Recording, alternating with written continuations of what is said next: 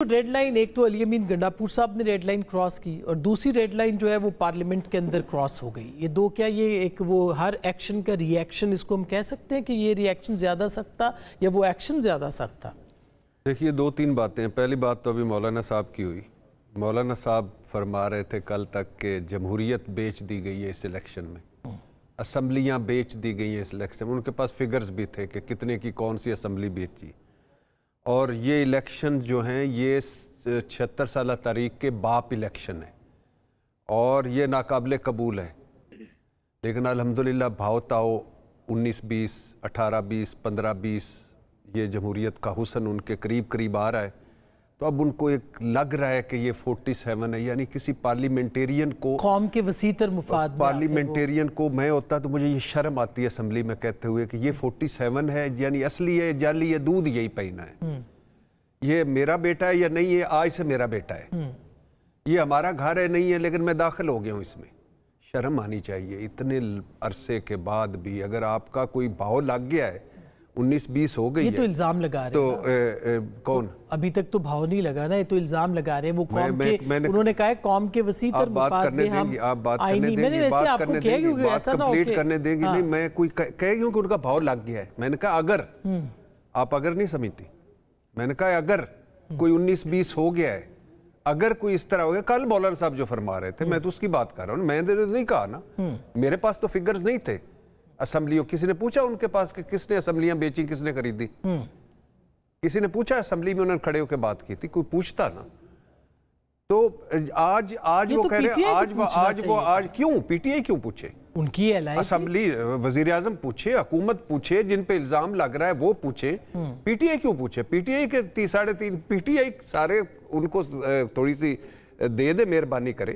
आपकी खास मोहब्बत है लेकिन मेहरबानी करें उनसे, कुछ किसी झगड़े से मैं तो आपकी मोहब्बतों की तो बात नहीं, किसी के झगड़े तो किसी झगड़े से निकाल भी दे पीटीआई को। ये मतलब आपको मुझे बात नहीं हम कर रहे, हम फैक्चुअल, आपको मुझे बात नहीं पूछना चाहिए, आपको मुझे नहीं पूछना चाहिए। एक पाकिस्तान का सीनियर सियासतदान कह रहा है कि मेरे पास असम्बलियों की जो है कितने बिकी है कितने की नहीं, मुझे आपको नहीं पूछना चाहिए। पूछना चाहिए पीटीआई ये इल्जाम तो वो लगाते रहे। अच्छा, लेकिन वो कह रहे हैं कि वसीतर मफाद में हम कानून साजी करेंगे। छोड़े जी वसीतर याद है ना, छोड़े वसीतर मफाद को छोड़े। मैं नहीं मानता वसीतर मफाद, कौन सा वसीतर मफाद। दूसरी बात, ये जो होटल का कमरा हमारे सर पे अभी तक खुला हुआ है, पहले 16 महीने पीडीएम भुगत गई, चाचा जानी थे वजीर आजम, फिर निगरान उनकी हुकूमतें थी, एक्सटेंशन थी, अब फिर उनकी है। होटल की इन्वेस्टिगेशन करें यार, सजाएं दे, लटकाएं उनको जो जिसकी इतनी जरूरत थी कि होटल के कमरे को उन्होंने खोल तोड़ दिया।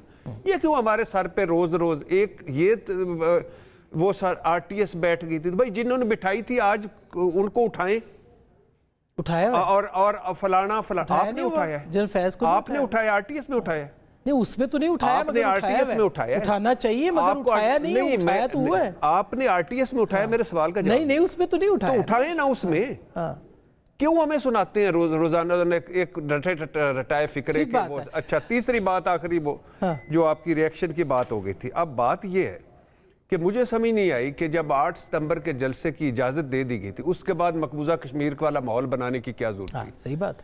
आपने 22 अगस्त का जलसा मुलतवी करने के एवज 8 सितंबर की दे दी थी, तो ये 29 जगह पे इस्लामाबाद और वो। और मुझे समझ नहीं आई कि जब इनको साल बाद जलसे की इजाजत तकरीबन मिल गई, केपीके के बाहर पहला जलसा हो रहा था, इतनी बदजुबानी, इतनी बदकलामी, इतनी बदतहजीबी की क्या जरूरत थी? किसकी? ये पीटीआई को अपने जलसे में खुद फटने की क्या जरूरत थी? खुद का अच्छा, क्या जरूरत थी स्टेज पे इतनी बदजुबानी और बदकलामी करने की? मुझे ये समझ नहीं आई।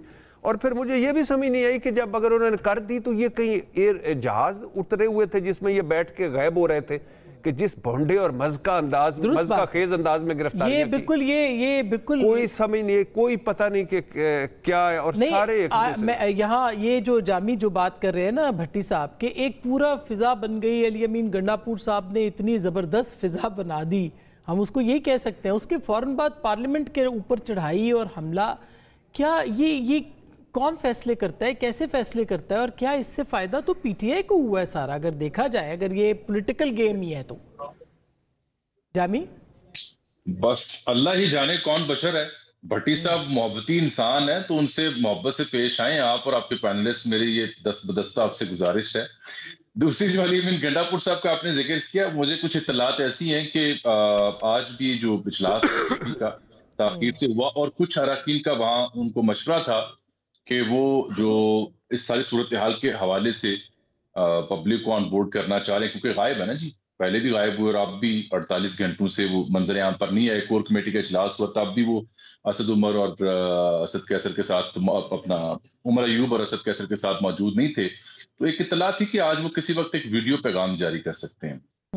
تو خبر یہ ہے کہ وہ غالباً جیل بیٹھے جناب عمران خان صاحب سے یا ملاقات کے خواہاں ہیں یا کوئی پیغام رسانی کے خواہاں ہیں کہ اس کے بعد پھر بتایا جائے کہ تصویر کس حد تک واضح کرنی ہے۔ ایک تو بات یہ ہے۔ دوسری بات یہ ہے کہ جو ابھی عامر الیاس رانا صاحب نے ذکر کیا نا کہ پروڈکشن آرڈر جاری نہیں ہوتے تھے، نیشنل اسمبلی میں بالکل یہ فیکٹ آف دی میٹر ہے۔ میں آپ کو پنجاب اسمبلی کی بات بتا سکتا ہوں، پرویز الہی صاحب اسپیکر ہوا کرتے تھے، یہ contrary to the instructions he used to receive from the PTI leadership، اس کے باوجود وہ حمزہ شہباز کے پروڈکشن آرڈر جاری کیا کرتے تھے اور کافی ان کو اس سلسلے میں ناراضی مول لینا پڑتی تھی۔ کچھ روایات تھیں جس کا وہ حیا کرتے تھے، ادروائز تو صورتحال پی ٹی اے کے دور میں بھی کچھ ایسی۔ بالکل، اور پہلے یہ ہوتا تھا، ہم نے دیکھا جنرل مشرف کے دور میں پروڈکشن آرڈرز آتے تھے، اس وقت بھی لوگ جو ہے وہ پروڈیوس ہوتے تھے۔ قومی اسمبلی میں ہوئے کچھ، خواجہ سعد رفیق صاحب کے ہوئے، جاوید ہاشمی صاحب کے نہیں ہوئے کیونکہ وہ ٹریزن کیس میں تھے، لیڈر بنائے۔ میں تو چونکہ اس وقت کور کر رہی تھی نا، تو جاوید ہاشمی صاحب کے جامی یاد ہوگا آپ کو۔ آپ ٹھیک فرما رہی ہیں، آپ ٹھیک فرما رہے ہیں۔ جو اس سے دوسرا نقطہ تھا وہ یہ تھا کہ ایک تو جو جلسے میں علی امین گنڈا پور صاحب نے گفتگو میں جو نو بال کی، تو اس کے بعد اس سے پہلے حکومت بھی جلسے کو خود لائم لائٹ پہ لے آئی تھرو دیئر میئرز اینڈ ٹیکٹکس، اتنی ہائپ کریٹ کر دی، اسے لائم لائٹ میں لے آئے، اتنی کنٹروورسیز پیدا کر دی، کنٹینرز پوائنٹس بند کر کے لوگوں کو آنے جانے میں دقت ہو رہی ہے، ایسی کوئی قیامت نہیں آئی تھی۔ دونوں نے نو بالز کی، لیکن اس کے بعد جو یعنی جلسے سے پہلے اور جلسے کے دوران جو گفتگو، جس کو میں نو بال کہہ رہا ہوں، اس کے بعد جو تیسرا مرحلہ تھا جو پارلیمان کے ساتھ جو واقعہ پیش آیا، وہ تو سمجھے آپ نے پچ ہی اکھاڑ دی، اور پچ اکھاڑنے کا نقصان یہ ہوا کہ جو میچ جاری رہنے کا کوئی امید تھی، امکان تھا، اس کا بیڑا غرق ہو گیا۔ پی ٹی آئی کی جو دستیاب قیادت ہے اس کے حوالے سے پی ٹی آئی کے اپنے دوست شکوہ شکایت کیا کرتے تھے کہ ان میں دم خم نہیں ہے۔ اس ساری ایکسرسائز کا نقصان یہ ہوا کہ، اور فائدہ بھی ہوا پی ٹی آئی کو، کہ پی ٹی آئی کی دستیاب قیادت کو اسٹیرائڈ لگ گیا۔